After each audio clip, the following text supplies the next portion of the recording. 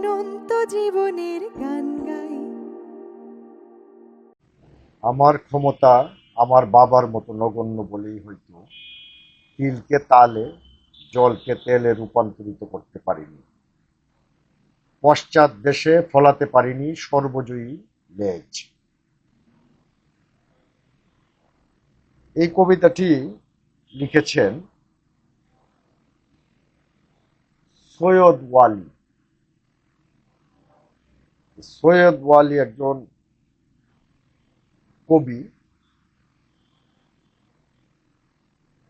তো এই সৈয়দ ওয়ালি তার পুরা নাম হচ্ছে সৈয়দ রায়হান বিন ওয়ালি, আর সৈয়দ ওয়ালি হচ্ছে তার লেখক নাম। তিনি 17ই জানুয়ারি 1967 সালে জন্মগ্রহণ করেন এবং তার জন্মস্থান হচ্ছে ঢাকা। জন্মস্থান ঢাকা হলেও তিনি তার যে পৈতৃক যে বাড়ি বা পৈতৃক ভিটা, সেই ভিটাটা হচ্ছে কুষ্টিয়াতে। তো পৈতৃক ভিটায় তিনি একটি বাড়িও তৈরি করেছেন। ভেবেছিলেন বংশ রক্ষার জন্য বা পরবর্তী প্রজন্ম সেই বাড়িটিকে একটি আশ্রমে রূপান্তরিত করবে, মাঝে মাঝে যাবে। তিনি দুঃখ প্রকাশ করে বললেন যে সেখানে আমার ছেলেপুলেরা যাবে বা সন্তানাদি যাবে বলে আর মনে হয় না। যাই হোক, আমরা আসলে সবাই কেন্দ্রের দিকে আকৃষ্ট হয়ে একবারে আমাদের যে প্রান্তিক যে পর্যায়টা, সেই পর্যায়টাকে আমরা আসলে আমাদের প্রজন্মগুলি অস্বীকার করছি। এই সৈয়দ ওয়ালি তিনি দেশের বাংলাদেশি একজন কবি। তার 3টি কাব্যগ্রন্থ আমি ইতিমধ্যে পাঠ করেছি। 3টি কাব্যগ্রন্থের মধ্যে একটি হচ্ছে জলজ স্বাক্ষর, একটি হচ্ছে বিনত খসড়া, আর আমার হাতে যে বইটি আছে সেই বইটির নাম হচ্ছে ছাইরঙা নথির বয়ান।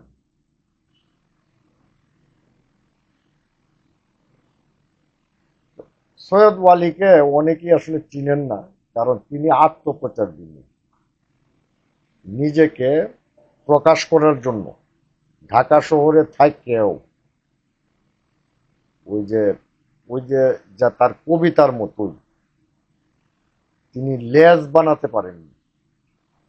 লেজ না বানাতে পারার কারণেও তিনি ঢাকা শহরে বসবাস করার পরেও তাকে নিয়ে আলাপ আলোচনা দিই।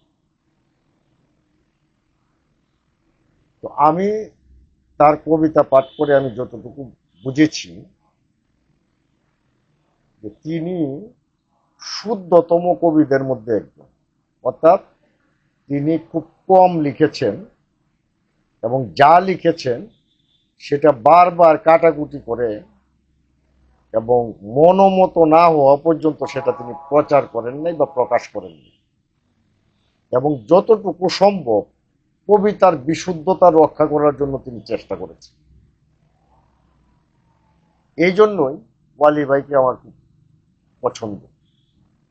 যদিও আমরা বা আমি সহ আমরা অনেকেই অগুছালি, যা মন আসে তা লিখি, বা পরবর্তীতে নতুন লেখালেখি পিছনের লেখাগুলি নিয়ে আমরা এত বেশি চিন্তা করি না, খুব গতির মধ্যে জীবনযাপন করি।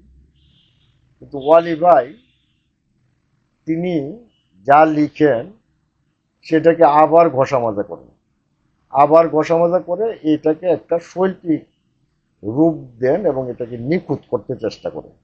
এটাই সৈয়দ ওয়ালির বিশেষত্ব। আজকের যে এই যে যুগ, যে যুগ হচ্ছে সাহিত্য সিন্ডিকেটের যুগ, ওইখানে একজন মানুষের সৃষ্টি নিয়ে আসলে আলোচনা হয় না।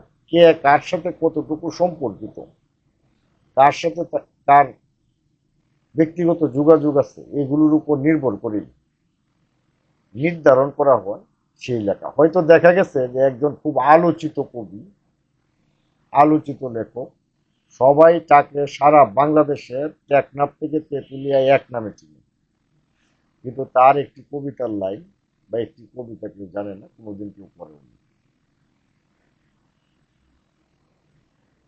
আর যার নাম জানেন না তার লেখা তো পড়ার আসলে প্রশ্ন আসে না। তো আসলে উভয়ই একই রকম অনুচ্চারিতই থেকে যায়। আমি মনে করি যে এই যে সৈয়দ ওয়ালি, তিনি একজন গুরুত্বপূর্ণ কবি। অবশ্য আমি একবারে প্রান্তিক পর্যায়ের একজন মানুষ, সেখানে আমি কাকে গুরুত্বপূর্ণ মনে করলাম আর কাকে করলাম না তাতে কারো কিছু যায় আসে না। তবে আমার মনে হয় যে আমি আমার কথাটা বলেই যাব, এবং এটা বলে দেওয়াই আমার কাজ। কি হইল না হইল সেটা আসলে বিষয় না, বিষয় হচ্ছে বলে যাওয়াটা। আমরা এই ওয়ালি ভাইয়ের যে ওই যে বইটা, যে ছাইরঙা নদীর বয়ান,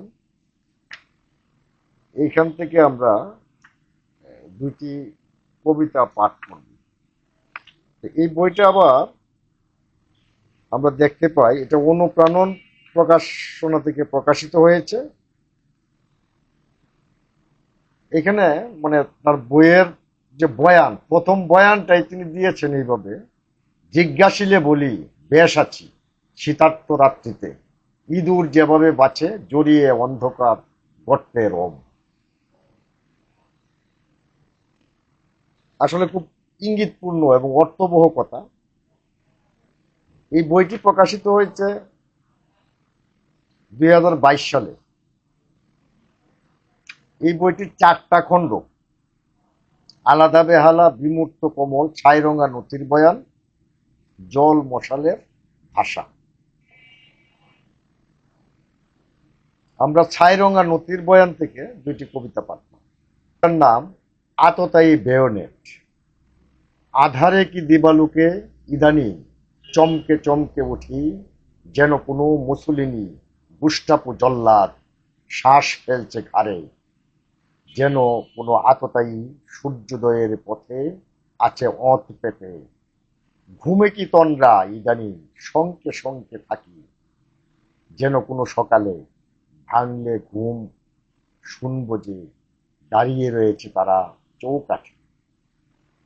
মুসলিনি আততায়ী বেয়োনেটে তককে তককে যেন ঘুরছে, প্রতিবাদী মুষ্টি বচনের পিছে। মনে পড়ে, এটা কবিতার লাইন না, মানে ওই যে মনে পড়ে এটা কবিতার লাইন না, এটা আমি বলছি আর কি, যে আপনাদের কি মনে পড়ে যে 2022 সালে এই যে মুসলিনির বেয়োনেট প্রতিবাদী মুষ্টির পিছনে পিছনে যে ঘুরত? এবার বুঝুন, কবির চোখ আসলে এড়ায় না কিছু। এই কবিতাটা 24-এর আগে লেখা, অর্থাৎ 2024 সালের আগস্ট মাসের 5 তারিখের আগে লেখা। তিনি এই মুসলিনিকে ঠিকই চিনেছিলেন। সেই সাথে তার চৌকাটে বা মানুষের চৌকাটে এই যে মুসলিনির বেয়োনেটের শ্বাস বা গুস্টাপুর জল্লাদ, এই যে গুস্টাপুর জল্লাদ, এই গুস্টাপু তো, এই জল্লাদরা তো পালিয়ে আছে, একজন ধরাও পড়েছে শুনেছি দুবাইয়ে। তার কথা কিন্তু তিনি 2022 সালে ছাপার অক্ষরে বলে দিয়েছেন। বিষয়টা বুঝতে হবে। আরেকটি কবিতায় যাই। কবিতার নাম হচ্ছে রাষ্ট্র চাবুক। বিশ্ব কি দেখে নাই ফেলানিকে ধর্ষণ শেষে কি করে ঝোলানো হয়েছিল কাঁটাতারে? তনুকে নিয়েও আপামর মানুষের দল বিক্ষোভ প্রতিবাদ কম করেনি। আনজাস্ট কালচার তনু নেয় বহুকে অলরেডি খেয়েছে গিয়ে। নুসরাতকে পুরালো যারা, হত্যা করলো একে নিষ্পাপ ফুল, তাদেরও হয়নি বিচার অদ্যাবধি, বরং খুনিকে বাঁচাতে আজও অজরের খোঁজে তলে তলে তৎপর রাষ্ট্র চাবু। এই যে কথাগুলি, এই কথাগুলি তো কবির কথা, এইগুলি জনগণের কথা। এবং এইভাবে লিখতে লিখতে এই সৈয়দ ওয়ালি আসলে একজন জনগণের কবি হয়ে উঠেছেন। কবিতার নাম সমুচিত কৃষ্ণকালে। সমুচিত কৃষ্ণ ক্ষণে হায় কাউকে পাবে না তুমি পাশে, ক্রূর গুপ্ত সর চক্রী পামর নিমেষেই টেনে দেবে নিকরে রীতি। সমুচিত কৃষ্ণ দিনে পাবেটের নিঃস্বের কোনো মিত্র নেই, পাবেটের নিঃস্বের কোনো রাষ্ট্র নেই, পাবেটের নিঃস্ব কতটা আয়ুধহীন। সমুচিত কৃষ্ণকালে তবু কিছু সূর্যমুখী প্রবুদ্ধ কলম জিজ্ঞাসা করে চলে। কথায় আছে যে সমাজ আসলে ধ্বংস হয় জ্ঞানীদের নীরবতার কারণে। অর্থাৎ জ্ঞানীরা যখন পাপাচার দেখার, অন্যায় অবিচার দেখার পরও নীরব ভূমিকা পালন করে, তখন সেই সমাজ ধ্বংস হয়ে যায়, সেই রাষ্ট্র ধ্বংস হয়ে যায়। সৈয়দ ওয়ালি তিনি আসলে নীরব থাকেনি, তিনি কম লিখেছেন, কম বই লিখেছেন, আমাদের চেয়ে অনেক কম বই লিখেছেন, কিন্তু যেগুলি লিখেছেন একটাও নীরবতার ভাব নয়। তিনি সরব হয়ে এই কর্তৃত্ববাদের বিরুদ্ধে দাঁড়িয়েছেন। ওয়ালি ভাই, আপনার আসলে আমি সুস্থ জীবন কামনা করি। আপনাকে নিয়ে আজকে এই ভিডিওটা করলাম এই জন্যই যে আমার মনে হইলো আপনাকে নিয়ে আমার একটা ভিডিও করা দরকার, যে ওই জ্ঞানী মানুষের দল যারা নিজেকে উলঙ্গ করে, নিজের বস্ত্র খুলে দেয়, উলঙ্গ হয়ে যায়, তারা বলবে না, বলতে হবে আমাদের। এই জন্যই দুই কথা বললাম।